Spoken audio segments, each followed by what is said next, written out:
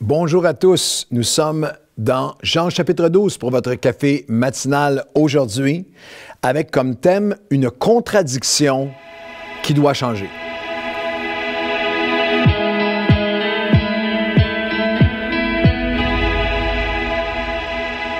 Bonjour, où que vous soyez, au Québec, partout à travers l'Europe francophone, l'Afrique francophone, les îles, la francophonie. Merci à vous tous d'être là. On reçoit tellement de courriels de partout, de gens qui sont branchés sur l'Évangile chapitre par chapitre. Si ces dévotionnels sont une bénédiction pour vous, partagez-les, c'est gratuit. Partagez-les avec tous vos contacts. On arrive aujourd'hui à Jean chapitre 12 et le titre est particulier, « Une contradiction qui doit changer ». Ou une contradiction que nous devons corriger. Nous avons tous, dans nos marches chrétiennes, dans nos marches avec Dieu, dans nos vies spirituelles, dans notre cheminement et pèlerinage spirituel, nous avons tous des zones de paradoxe, de contradiction entre ce que la parole de Dieu enseigne comme étant sa volonté pour nos vies, que nous savons, que nous connaissons, que nous désirons, et ce qui arrive vraiment, comment on se comporte vraiment dans nos attitudes, dans nos pensées, nos motifs, nos actions, nos décisions. Nous avons cette assurance que lorsque nous confessons nos péchés, il est fidèle et juste de nous pardonner. Notre position en Christ ne change pas. Nous sommes élus, nous sommes pardonnés, nous sommes sanctifiés, nous sommes justifiés en Christ. Mais il y a cette œuvre de sanctification dans nos vies où nous voulons être intègres et de contradiction, d'année en année, décennie en décennie. L'Esprit de Dieu va adresser des contradictions qui sont là, qu'on puisse marcher conformément à nos désirs, au désir dans notre cœur de plaire au Seigneur. La Bible nous appelle à toutes sortes de choses que, dans l'honnêteté de nos cœurs, parfois on est en contradiction, on est en paradoxe. Nous sommes des chrétiens en paradoxe. La Bible nous appelle à « ne vous inquiétez de rien, mais en toute chose ». Alors moi, je ne suis pas particulièrement, je ne suis pas une personne qui est paniquée, anxieuse, qui souffre d'anxiété et ma confiance est en Dieu. Mais est-ce que je peux vraiment dire que la phrase qui caractérise mes semaines, c'est que je ne m'inquiète de rien? Non, parfois, il y a une contradiction. La Bible nous parle d'une joie qui est tellement ineffable et remplie de gloire à cause de ce que Dieu a fait pour nous éternellement, pour le ciel qui nous attend, qu'elle surpasse toute situation. Moi, je ne suis pas quelqu'un qui est dépressif ou qui est négatif ou qui est pessimiste ou qui est triste ou bourru. J'ai une joie. Mais est-ce que cette joie-là est vraiment transcende tout ce que je fais? J'ai besoin d'être renouvelé, parce que parfois, il peut y avoir une contradiction. La Bible nous appelle à la foi, nous appelle à la sanctification, la générosité, le pardon, à servir, à aimer, à persévérer. Et nous sommes tous parfois dans une zone ou une autre, dans une sphère ou une autre de nos vies, en contradiction, une certaine contradiction entre notre désir de plaire à Dieu, notre désir pour notre destinée et nos mauvaises décisions, des mauvaises habitudes, mauvaises décisions, des pièges dans lesquels on a tombé, des folies qu'on fait, des gaffes, des erreurs, des choses qu'on regrette. Nous sommes en contradiction entre nos aspirations et parfois nos actions, nos attitudes, nos agissements. C'est pourquoi la Bible nous dit qu'il n'y a pas de condamnation pour ceux qui sont en Jésus-Christ. Et nous avons en Jésus, la parole de Dieu nous encourage et nous rappelle que lui n'est jamais en contradiction, qu'il n'y a en lui aucune ombre de variation, qu'il est parfait, qu'il a commencé, Philippiens 1, 5, 6, l'apôtre Paul parle aux Philippiens, qui était né de nouveau, qui avait pris part à l'œuvre de Dieu, qui a pris part à l'Évangile, avait reçu l'Évangile. Philippiens 1, 5, 6, de manifester ma joie au sujet de la part que vous avez pris à l'Évangile. Depuis le premier jour jusqu'à maintenant, je suis persuadé, j'ai aucun doute. L'apôtre Paul dit, j'ai cette assurance, cette confiance absolue que celui qui a commencé cette bonne œuvre en vous la rendra parfaite pour le jour de Jésus-Christ. Alors que respire avec moi aujourd'hui. Il y a des contradictions dans nos vies qu'on doit adresser, que l'Esprit de Dieu veut corriger, veut adresser, mais qui ne changent pas notre position en Christ. Celui qui a commencé l'œuvre dans ma vie, il va l'accomplir, il va la compléter, il va la rendre parfaite si je garde mon cœur malléable et ouvert à lui. Paul dira à un jeune serviteur de Dieu, à un jeune pasteur, Timothée, cette parole est certaine. 2 Timothée, chapitre 2, Versets 11 à 13. Si nous sommes morts avec lui, on va vivre avec lui. Si nous persévérons, nous régnerons aussi avec lui. Et si nous sommes infidèles, il demeure fidèle, car il ne peut se régner lui-même. Ouf! Même lorsque nous sommes infidèles, lui demeure fidèle. Mais l'Esprit de Dieu est l'Esprit de vérité qui nous conduit dans toute la vérité et qui veut mettre le doigt sur des contradictions de nos vies afin qu'on puisse, par sa grâce, par son amour, par son Esprit en nous, par la vérité de sa parole, qu'on puisse les corriger pour être transformé à son image. Et dans Jean chapitre 12, il y a une contradiction qui doit changer. On va la lire ensemble au milieu du chapitre, c'est après la résurrection de Lazare. Et il y a, au verset 36, Jésus dit, pendant que vous avez la lumière, croyant la lumière, afin que vous soyez des enfants de lumière, que la lumière de Dieu brille en nous, qu'elle vienne exposer toutes les contradictions. Verset 37. Malgré tant de miracles qu'il avait fait en leur présence, les Juifs, il y avait parmi les Juifs qui ne croyaient pas en lui. Et au verset 42, cependant, même parmi les chefs des Juifs, plusieurs crurent en lui, mais à cause des pharisiens, ils n'en faisaient pas aveu. Ils ne le confessaient pas. Ils ne le témoignaient pas. L'expression en grec, c'est qu'ils croyaient sans confesser, dans la crainte d'être exclus des synagogues. Car, voici la raison, ils aimèrent la gloire des hommes plus que la gloire de Dieu. Alors Jésus s'est écrié, celui qui croit en moi, croit non pas en moi, mais en celui qui m'a envoyé. Verset 45 de Jean chapitre 12. Celui qui me voit, voit celui qui m'a envoyé. Je suis venu comme une lumière dans le monde, afin que quiconque croit en moi ne demeure pas dans les ténèbres. Cette œuvre où Dieu adresse des ondes ténébreuses dans nos vies, des contradictions pour nous en libérer, pour nous en sanctifier, pour qu'on soit transformé à son image. Et il y a, dans le texte qu'on vient de lire, il y a un exemple qui est assez foudroyant. Il y a ceux qui ne croyaient pas, mais il y a ceux qui croyaient, mais qui ne confessaient pas. Ils ont cru en lui. On peut se réjouir, « Wow, des chefs qui croient en lui ». Mais il y a quelque chose de dramatiquement manquant. Il ne confessait pas. Alors, c'est une question. Es-tu un croyant? Es-tu quelqu'un qui croit en Jésus, mais qui ne le confesse pas, qui ne le témoigne pas, qui ne le proclame pas? Alors, la question, c'est, est-ce possible de croire sans confesser? Oui. Est-ce que c'est le plan et le plaisir de Dieu? Non. Comprenez-moi bien, je ne suis pas en train de dire que celui qui ne témoigne pas a renié Dieu, mais je suis en train de dire que c'est une contradiction que l'Esprit de Dieu veut adresser dans nos cœurs. La confession de notre foi est une grande part, c'est un partenaire, c'est un fruit de ce que nous croyons dans nos cœurs. Dans l'abondance du cœur, la bouche parle. Dans Romains chapitre 10, versets 8 à 13, l'apôtre Paul dit, « La parole est près de toi, dans ta bouche et dans ton cœur. » Or, c'est la parole de la foi que nous prêchons. Si tu confesses de ta bouche le Seigneur Jésus, et si tu crois dans ton cœur que Dieu l'a ressuscité des morts, tu seras sauvé. Car c'est en croyant du cœur qu'on parvient à la justice, justifié en Christ, et c'est en confessant de la bouche qu'on parvient au salut. Et il dit, car quiconque invoquera le nom du Seigneur sera sauvé. Alors, il y a une dynamique de le salut en Christ. La question, est-ce que j'ai cru dans mon cœur? Oui. Est-ce que je le confesse de ma bouche? Est-ce que je contribue au royaume de Dieu en annonçant, en témoignant, en attestant, en confessant de la bonne nouvelle de Jésus-Christ? Parce que dans Romains 10, 14 à 17, la suite du texte, il continue en disant, « Comment donc invoqueront-ils? » Il parle des multitudes qui ne connaissent pas Jésus. Comment vont-ils invoquer celui en qui ils n'ont pas cru? Et comment vont-ils croire s'ils n'ont pas entendu? Et entendu parler. Et comment entendront-ils parler s'il n'y a personne qui parle ou qui prêche? Et comment y aura-t-il des prédicateurs s'ils ne sont pas envoyés? Et à la fin, il dira, qui a cru à notre prédication? La foi vient de ce qu'on entend, et ce qu'on entend vient de la parole de Dieu. Alors, c'est le plan dans toute sa simplicité, sa limpidité, c'est magnifique.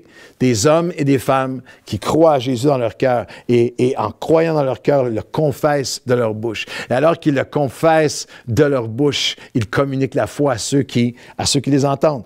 Et la foi vient de ce qu'on entend. C'est ainsi que le royaume de Dieu avance. Dans tous les symposiums et séminaires que je fais pour des pasteurs partout à travers le monde maintenant, il y a presque toujours à un moment donné la question: quelle a été votre stratégie de croissance pour 31 ans de croissance ininterrompue et la multiplication des sites et les baptêmes à chaque année? C'est quoi votre stratégie? De quelle école? Récemment, on m'a posé la question. De quelle école de croissance, stratégie de croissance avez-vous utilisé? Et c'est toujours assez désarmant pour ceux qui entendent la réponse, mais d'une simplicité pour moi qui est évidente. La philosophie des nouvelles vies, le secret qui n'est pas un secret, c'est des gens qui invitent des gens. C'est des gens qui sont transformés par Jésus dans leur cœur et de leur cœur parlent du Seigneur, confessent leur foi et traversent les blocages. Je sais.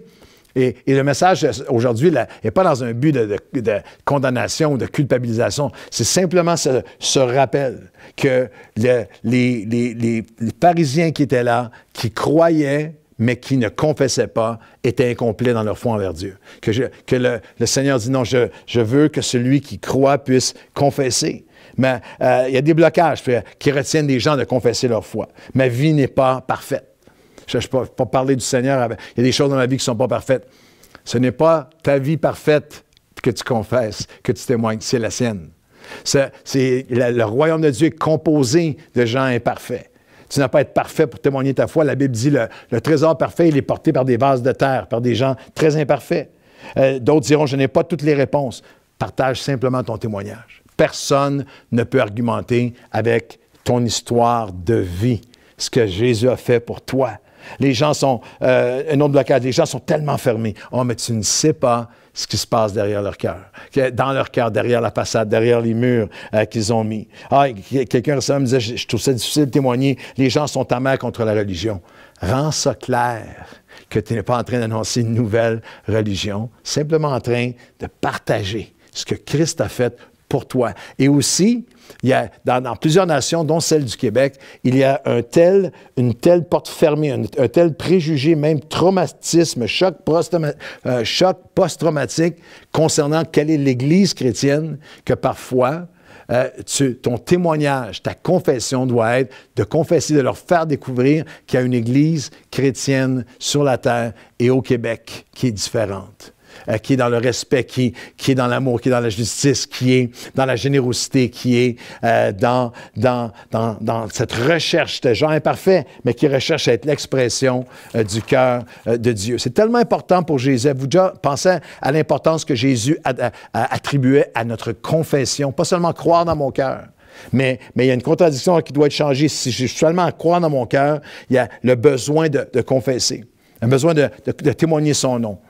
Dans l'évangile de Matthieu, chapitre 10, au verset 32 et 33, Matthieu 10, 38, 39. C'est pourquoi Jésus dit, « Quiconque me confessera devant les hommes, je le confesserai aussi devant mon Père qui est dans les cieux. Quiconque me reniera devant les hommes, je le renierai aussi devant mon Père qui est dans les cieux. » Le mot, ici, lorsqu'on parle de renier, c'est pas qu'il y a une fois au bureau où tu n'as pas parlé du Seigneur. Renier dans la pensée, dans les textes bibliques, dans toute sa profondeur, parle de personnes qui se sont fermées complètement, qui deviennent ennemis de Dieu, qui renient la nature de Dieu, l'appel de Dieu, la volonté de Dieu, la voix de Dieu, cherchent à résister jusqu'à un endurcissement absolu de la voix de l'Esprit dans leur vie. Mais Jésus dit, celui qui va me confesser devant les hommes, je le confesserai devant le Père. Celui qui essaie seulement de garder sa vie la perdra, celui qui perdra sa vie, qui offrira sa vie, la retrouvera.